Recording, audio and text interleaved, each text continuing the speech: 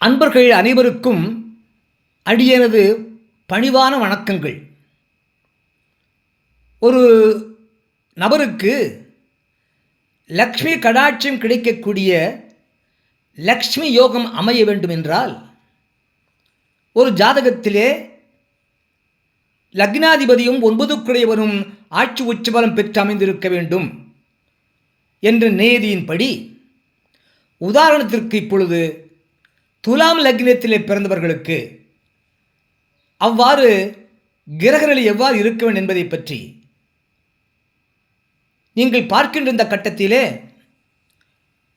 துலாம் லக்னத்திலே பிறந்தவர் ஜாதகத்திலே லக்னாதிபதியாகிய சுக்கிர பகவான் லக்னத்திலேயே ஆட்சி பலம் பெற்றிருக்கின்றார்.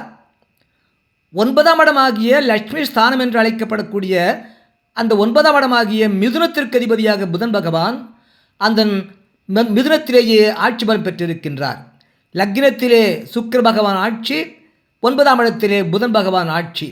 இவ்வாறு அமைந்திருந்தால் அந்த ஜாதகருக்கு லக்ஷ்மி கடாட்சியம் கிடைக்கக்கூடிய லக்ஷ்மி யோகம் உண்டு என்பதாகும். அதுபோல துலாம் லக்னத்தை பிறந்த ஜாதகத்திலே அந்த லக்னாதிபதியாகிய சுக்கிர பகவான் 8ஆம் இடத்திலே ரிஷபத்திலே ஆட்சி பலம் பெற்றிருக்க, அந்த லக்னத்திற்கு 12ஆம் இடத்திலே கன்னியிலே 9ஆம் இடத்திற்கு அதிபதியாக புதன் பகவான் உச்சபலம் பெற்றிருந்தால், இந்த சுக்கிரன் இருக்கிற வீட்டிற்கு 5ஆம் இடத்திலே புதன் பகவான், அந்த புதன் பகவான் இங்கே 9ஆம் இடத்திற்கு அதிபதி.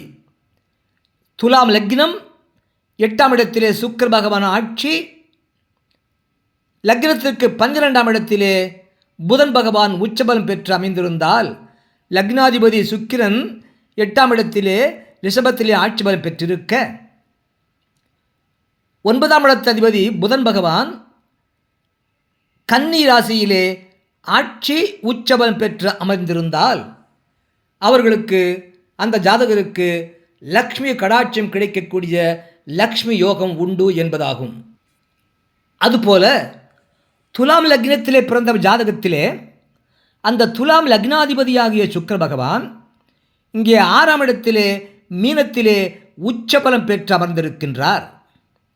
அவ்வாறு லக்னாதிபதி துலாம் லக்னாதிபதி சுக்கிர பகவான் இங்கே உச்சபலம் பெற்று அமர்ந்திருக்க, இந்த துலாம் லக்னத்திற்கு 9ஆம் இடமாகிய மிதுனத்திற்கு அதிபதியாகிய புதன் பகவான் அங்கே மிதுனத்திலேயே ஆட்சி பலம் பெற்றிருந்தால், துலாம் லக்னாதிபதி சுக்கிரன் 6ஆம் இடத்திலே மீனத்திலே உச்சபலம் பெற்றிருக்கின்றார்.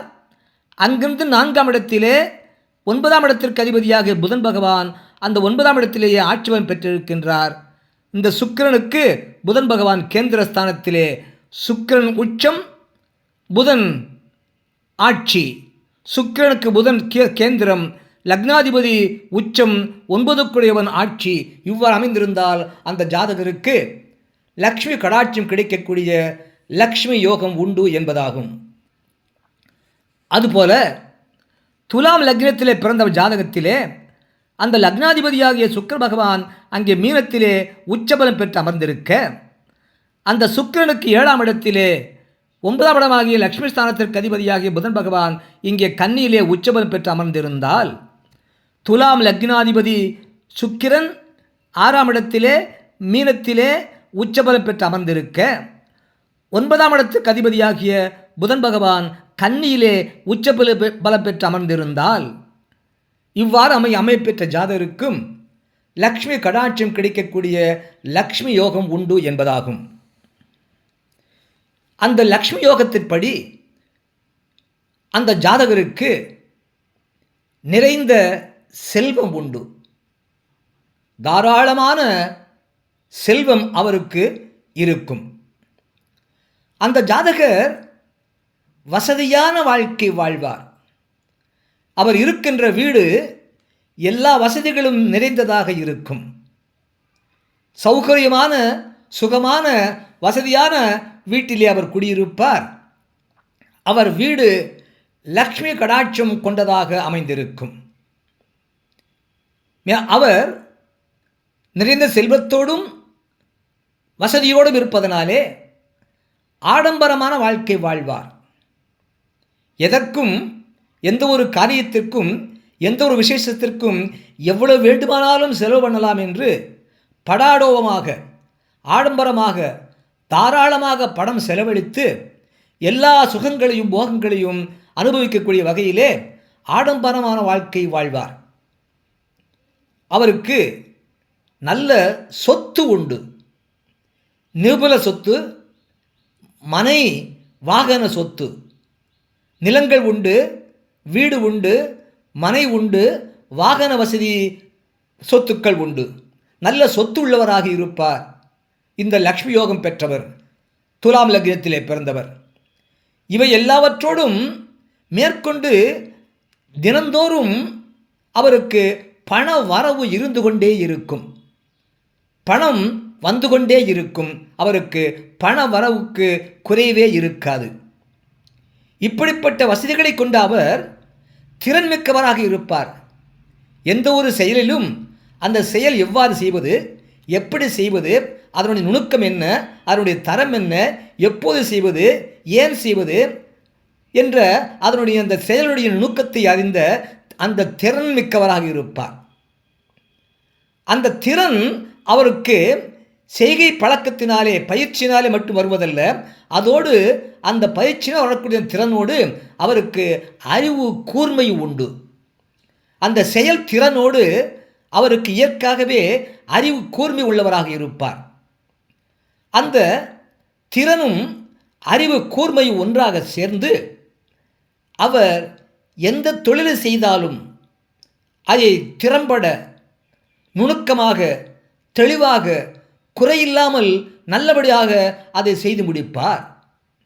தொழில் நுணுக்கம் பெற்றவராக, தொழிலை சிறப்பாக செய்பவராக, தொழில் முனைவோராக, தொழிலை தான் செய்யக்கூடிய தொழிலே சிறப்பானவராக, முதன்மையானவராக, மதிக்கத்தக்கவராக வாழ்வார்.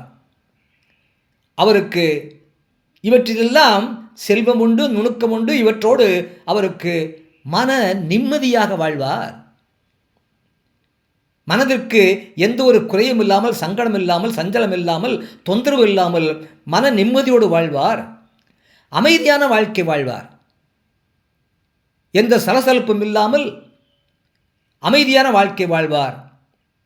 அதோடு அவருக்கு ஆரோக்கியம் உண்டு.